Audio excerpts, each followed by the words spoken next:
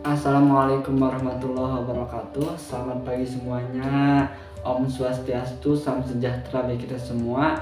Saya ucapkan terima kasih kepada Bapak Dr. Adi Kusuma SIKOM MSc selaku dosen mengambil mata kuliah Public Speaking. Semoga Bapak selalu diberikan keberkahan oleh Allah Subhanahu wa taala, dilancarkan rezekinya, dimudahkan dan segala urusannya. Amin ya rabbal alamin. Saya ucapkan terima kasih juga kepada teman-teman, kepada rekan-rekan yang sudah setia menonton video saya.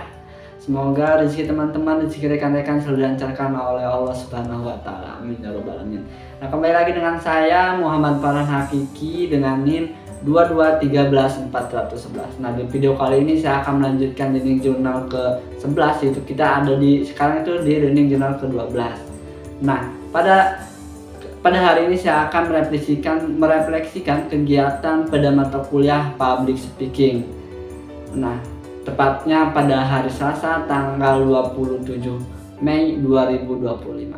Nah, kelas dimulai seperti biasa pukul 10. Pak Adi langsung membuka kelas, langsung memimpin doa dan langsung mengabsen kita. Nah, seperti biasa gitu ya, 3 orang dari kami melakukan public speaking secara yang ditunjuk oleh Pak Adi secara random gitu ya selama 10 menit. Yang pertama, Bapak tadi semua menunjuk saudara Ajril. Nah, saudara Ajril ini menjelaskan tentang kelebihan dan kekurangan HP Google Pixel. Nah, tentunya teman-teman mungkin berasa asing gitu ya, karena HP ini belum resmi gitu di Indonesia gitu ya. Karena HP ini berasal dari Amerika Serikat gitu ya.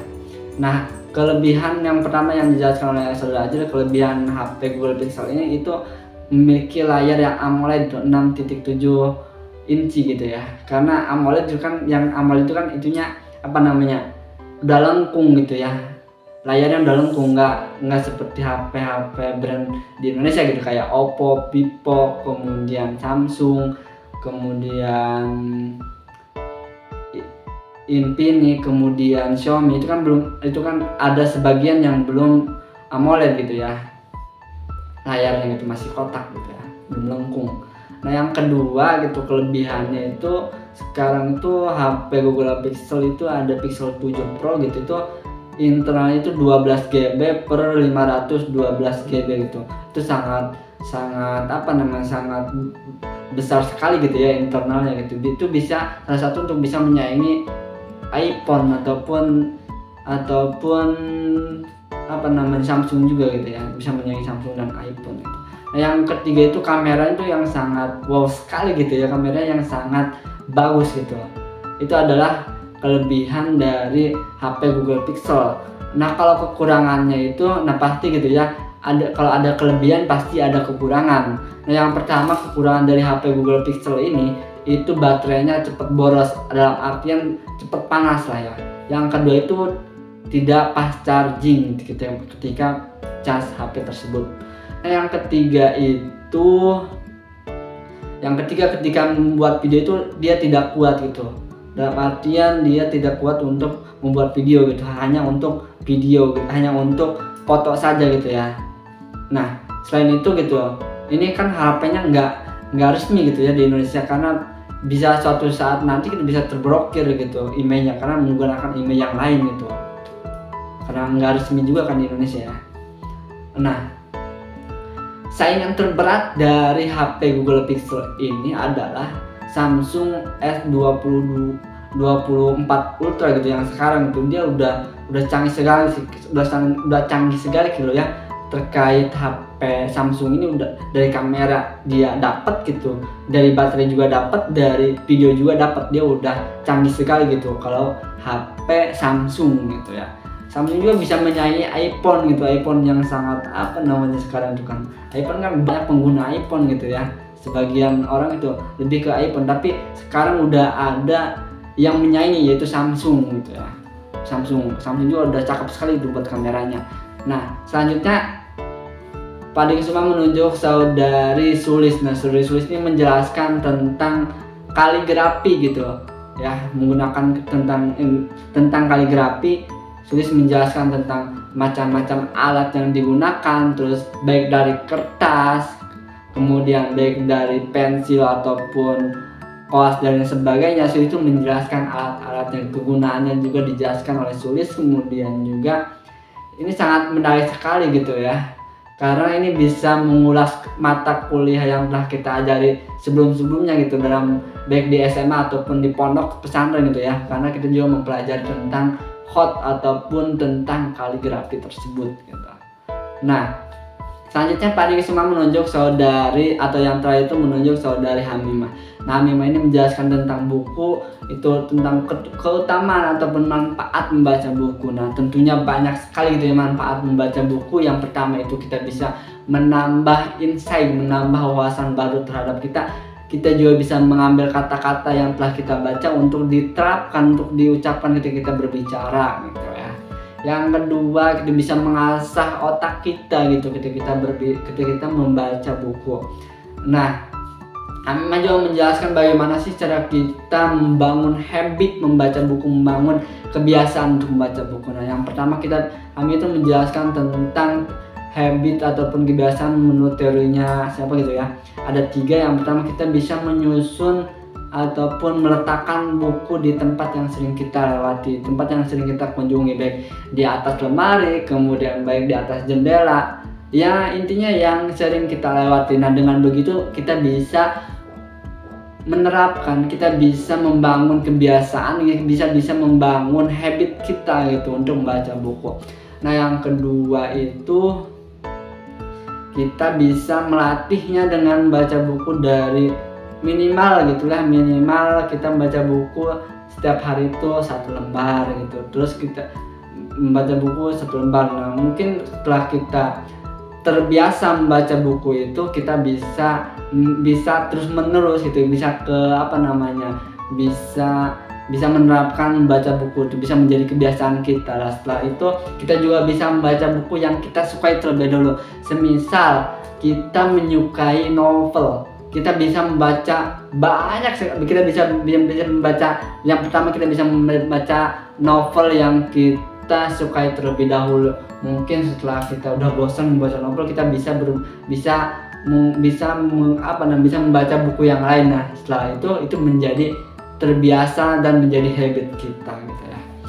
Nah, Padi juga menambahkan kan kita di dunia ini diciptakan hanya untuk beribadah kepada Allah. Nah, tentunya apa yang sebagai bentuk ibadah kita itu untuk membaca, yaitu membaca Al-Quran itu, Iqra ya, dalam Quran surat Al-Alaq gitu ya. Kan Iqra, kita dikhususkan untuk membaca Al-Quran. Nah, minimal kata Pak Adi juga kita membaca Al-Quran setiap hari minimal 1 ayat gitu. Itu kan karena bisa menambahkan energi positif untuk diri kita sendiri gitu ya, untuk yang membacanya gitu, bagi pembacanya. Nah, setelah itu saya sangat mengapresiasi sekali gitu kepada teman-teman yang sudah maju, yang sudah menampilkan selama 10 menit gitu ya. Sangat mengapresiasi sekali gitu kepada teman-teman. Setelah itu Pak Ade mempersilahkan kepada kelompok 3 untuk melakukan presentasi gitu. Sebelum itu Pak Ade meminta maaf kepada kami karena tidak bisa menemani di kelas sampai akhir, dikarenakan mempersiapkan untuk pengukuhan guru besar gitu ya. Karena di Fakultas Dakwah ini yang guru besar ini adalah Profesor Dr. Haji Umdatul Hasanah SAGM gitu. Saya ucapkan terima kasih gitu kepada Profesor Dr. Haji Umdatul Hasanah SAGM gitu ya, atas guru besarnya gitu ya.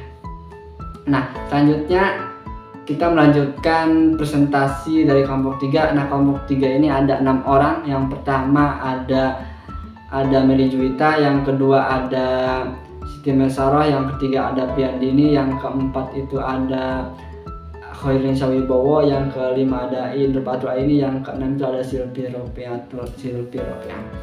Nah, kelompok 3 ini menjelaskan tentang perbedaan dan persamaan ceramah dan motivasi, serta praktek dan penyusunan bahasan persuasif itu ya, terkait tentang ceramah dan motivasi. Nah, tentunya gitu ya, kita yang pertama itu menjelaskan tentang pengertian dari ceramah. Tentunya gitu ya, kita sudah mengetahui gitu ceramah itu apa, karena ceramah adalah suatu metode yang disampaikan kepada halayak ramai gitu, dengan berlandaskan Al-Quran dan hadis gitu. Sedangkan motivasi adalah menyampaikan yang mana tujuannya untuk membangun inspirasi, membangun semangat audien gitu ya, menginspirasi audien bersama-sama menyampaikan pesan gitu ya. Nah persamaan dari ceramah dan ceramah ini ada metode, metode ataupun ininya. Yang pertama itu ada dai, kemudian ada madu, kemudian ada pesan, dan kemudian ada ini ya, pesan itu ya. Nah persamaan dari persamaan dari ceramah dan motivasi ini, yang pertama gitu ya, sama-sama menyampaikan pesan. Yang kedua itu sama-sama di akhir ataupun itu menggunakan contoh atau cerita untuk dalam penyampaian pesannya gitu. Dalam artian kan ceramah biasanya kita bisa menambahkan cerita-cerita Nabi untuk menambah semangat ataupun menambah inspirasi. Kalau di dalam motivasi ini kita bisa menambahkan cerita-cerita yang mana cerita ini bisa bisa membangun motivasi kita gitu. Nah motivasi juga ada motivasi intrinsik dan motivasi ekstrinsik. Nah kalau motivasi intrinsik ini motivasi yang ada dalam diri kita. Nah kalau motivasi ekstrinsik ini motivasi yang ada di luar diri kita ya. Nah mungkin hanya ini yang dapat saya sampaikan ataupun refleksian pada pertemuan atau pada reading journal ke-12 ini. Terima kasih ke semuanya. Wassalamualaikum warahmatullahi wabarakatuh.